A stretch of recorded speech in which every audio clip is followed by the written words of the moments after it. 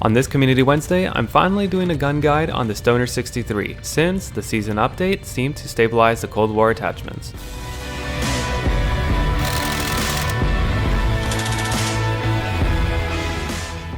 The Stoner is an interesting gun. Because it was a Cold War gun, I had certain expectations for it.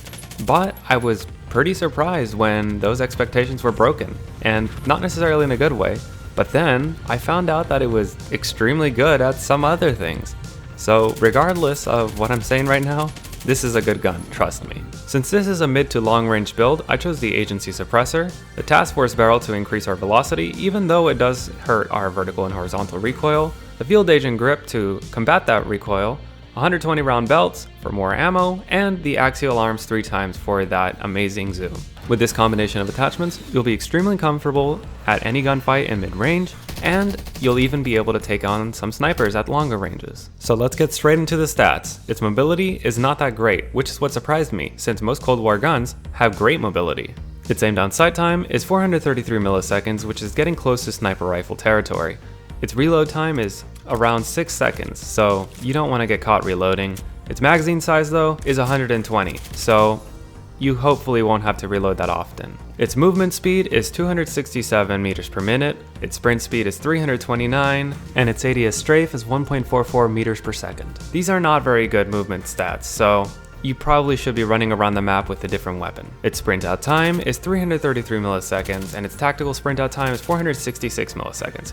You do not want to be caught sprinting out with this because you will lose, especially with its open bolt delay of 66 milliseconds. Its stability and velocity though are pretty good, and its rate of fire is 12.1 rounds per second, meaning if you miss 1 or 2 shots, your time to kill won't increase by that much. Its recoil seems like a lot, and it kind of is, but if you can see, it kicks straight up. There is basically no horizontal movement, so as long as you can control that recoil, you're going to be hitting every shot. Now the damage is what really surprised me. This has amazing time to kill, basically anywhere. In the short range, it destroys most other weapons, although you gotta remember, you gotta aim down sights first. But even in long range, it has an amazing time to kill, beating out most long range weapons.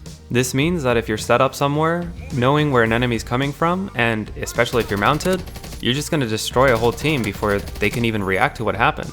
When you add up the scores, even though the mobility is not that great, with the recoil and damage, it comes up to a total of 149, one of the highest scores of the builds that I've given so far. The score puts it further ahead than most long-range builds, both assault rifles and LMGs. Remember, the Fin only got 111.5. So how do you use this build? Remember, its mobility is not that great, so that means this weapon is going to be a secondary weapon.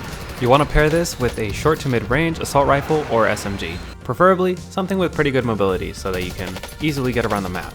Then you want to get yourself into a spot where you have a good line of sight and preferably a good amount of cover. And then like most long-range builds, you just beat your enemy with superior accuracy. But in this case, you're going to beat them a lot faster than they're expecting.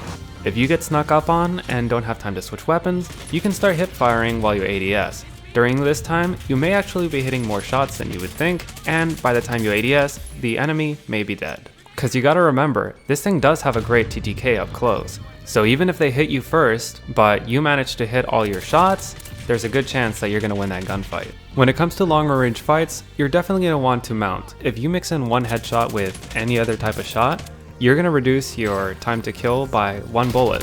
So your time to kill is going to get a lot better from an already great time. With its current long range TTK, it's already on par with the AMAX. But if you get that one headshot, you're going to start beating them. But this thing is extremely slow, and especially in CQB, you should not be using this. So I think that's what keeps this gun in check. Its pretty bad mobility stops it from being extremely overpowered because its time to kill is really that great. Using this though does mean that you're gonna have to play a little slower. You can't just be zooming around the map and getting into every gunfight that you can see, since you wouldn't want to have this out in the first place, and then you would have to switch to it and probably mount. But I'm sure some of you hyper-aggressive people would find a way to make it work, especially if your recoil control is really that great. The Stoner 63 is a super underrated gun, and I'm honestly surprised we don't see more of it. But if the AMAX does get the nerf that we think it's getting, We're going to be seeing this a lot more in the future. So what do you think of the Stoner 63? Are you going to try it out, or have you tried it out? And if so, what did you think about it? Let me know in the comments. And if you want to rate your own builds using the system that I used today, you can use my Warzone Science 1 and 2 videos to help you do that. They have all the resources you need to rate your own build. Links in the description. And if you want your topic, idea, or question answered in the next Community Wednesday, all you gotta do is leave a comment on here or on Instagram with whatever it is that you want me to discuss. But that's the video. If you enjoyed it or if it has helped you in any way, please leave a like. If you got any questions or comments, leave them down in the comment section down below. And if you want to make sure that you never miss another video, be sure to subscribe. Thanks for watching.